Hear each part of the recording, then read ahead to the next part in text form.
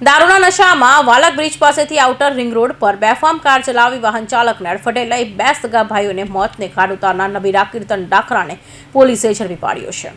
સુરતમાં શુક્રવારે રાત્રે દારૂના નશામાં બેફામ રીતે કાર ચલાવી કીર્તન ડાખરાએ સ્ટેરિંગ પરથી કાબુ ગુમાવી દીધો હતો।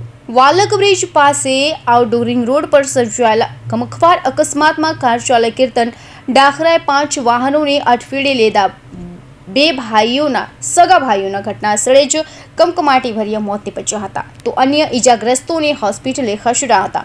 કારમાંથી ઉતર કીર્તન ડાખરા અને એક યુવતી સહિત 3 ભાગે છૂટ્યા હતા, જ્યારે તેઓનો જ એક મિત્ર જેમિસ વધુ નશામાં હોવાથી ભાગી ન શકતા લોકોએ તેને પકડી પોલીસને સોંપ્યો હતો, જેમાં સમગ્ર હકીકત સામે આવી હતી।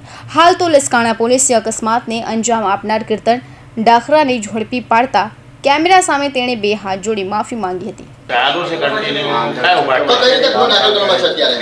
અત્યારે આ ગુનામાં મુખ્યત્વે જોવા જઈએ તો બીએનએસ એક્ટની કલમ 105 110 એટલે કે સાપરાધ મનુષ્ય વધનો દાખલ કરવામાં આવ્યો છે સાહેબ અને કાયદેસર કાર્યવાહી કરવામાં આવશે। સર કઈ રીતે ધરપકડ થઈ છે? હાજર થઈ છે? બિલકુલ, તો જે રીતના અન્ય